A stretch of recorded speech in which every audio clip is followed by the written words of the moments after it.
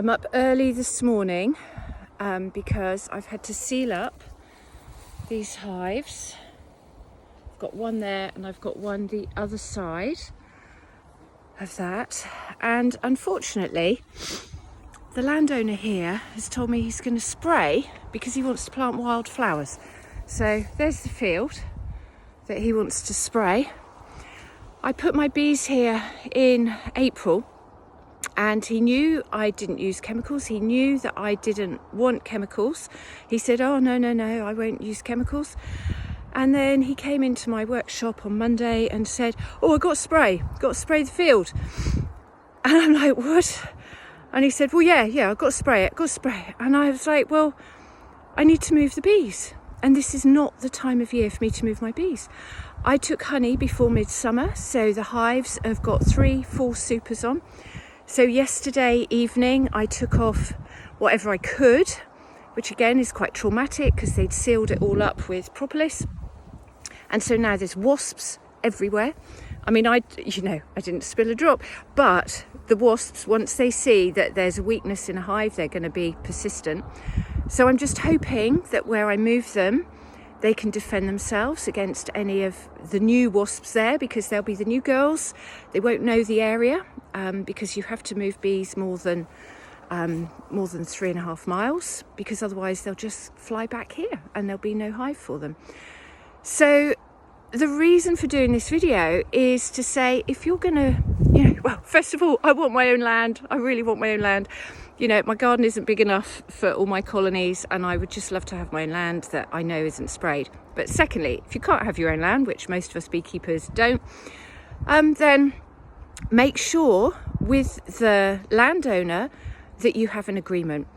I'm a very trusting person and I take people by their word. When they say something, I presume that that's just what they're going to do. I do what I say I'll do, so I expect other people to do the same. Unfortunately, people aren't like that.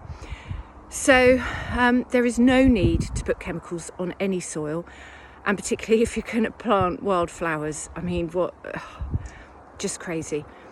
The problem I've got is that I've given him way too much honey already this year as goodwill, because I don't take a lot of honey the first year. And so, I was grateful of the land. It's a nice spot, and I was looking at the long term. I've just seen some carder bees here.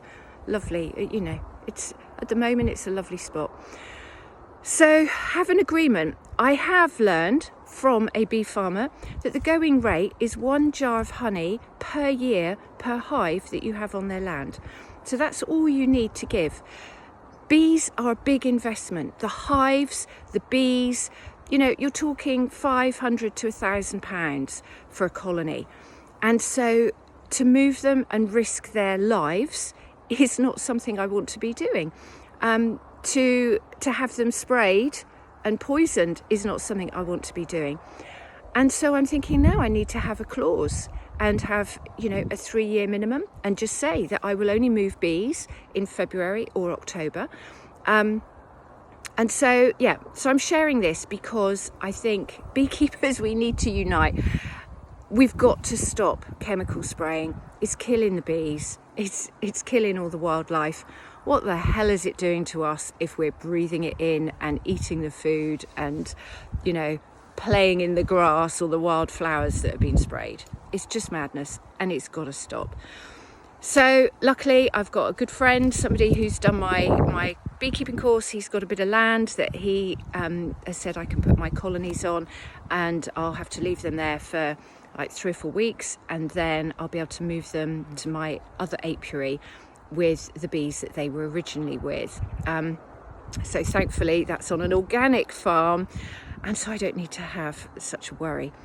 So good morning everyone, have a lovely day, and